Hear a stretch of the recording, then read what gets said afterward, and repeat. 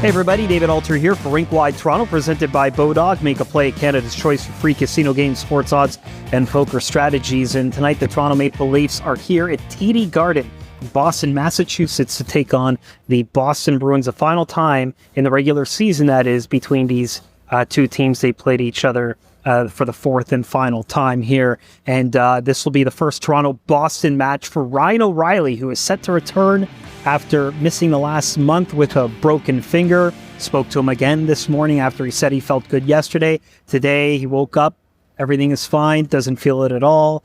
Also talked about just kind of the skills and conditioning staff with the Toronto Maple Leafs and kind of the new things he learned while he was away with his skating and stuff like that to kind of make sure that he's able to extend his career and come back from a long layoff without any sort of drop-off. Of course, he broke his foot earlier in the season with the St. Louis Blues, came back, believe he scored an overtime game winner in that. So certainly someone who knows how to be effective when coming off a long layoff. So Ryan O'Reilly will be back in. William Nylander will be back on that second line with John Tavares and Mitch Marner. They've been overloading that second line, and so that's a very interesting setup that the Leafs are going to continue to use again.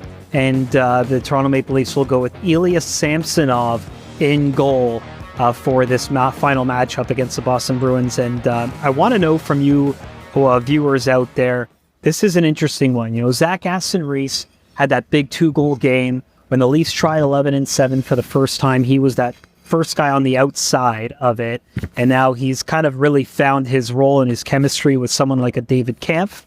And so I want to know, do you think Zach Aston-Reese is the guy in that group of 12 forwards, or even 11 if they go that way? Matthew Knies is playing for the University of Golden Gophers. It's widely believed that if after Thursday or Saturday, when his season is done, that he would join the Maple Leafs on an entry-level contract. But do you think he deserves a playoff spot over any of the other guys in the bottom six? It's a tough call for someone coming straight out of college. As good as he may be, he is one of the 3 finalists for the Hobey Baker Award.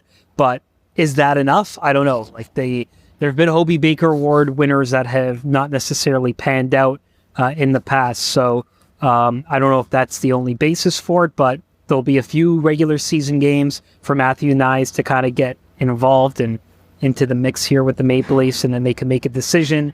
But I want to know in the comments what your Game 1 ideal lineup looks like for the Toronto Maple Leafs. That's really the story here. The Leafs and the Bruins kind of in a similar spot. Not a lot to play for. Boston definitely nothing to play for. Toronto still trying to clinch that second spot in the Atlantic Division. They know they're playing the Tampa Bay Lightning in the opening round of the playoffs, and so it's just a matter of continuing to build the good habits, but being prepared and making sure that they get into that postseason as healthy as they possibly can be. Myself and Rob Wong will have your post-game show from here. Make sure you rate and subscribe on all your favorite podcast platforms to Rink Wide Toronto, presented by Bodog. Free casino games, poker tips, and the latest sports odds. Make a play. Rink Wide Toronto, pregame, postgame, every game.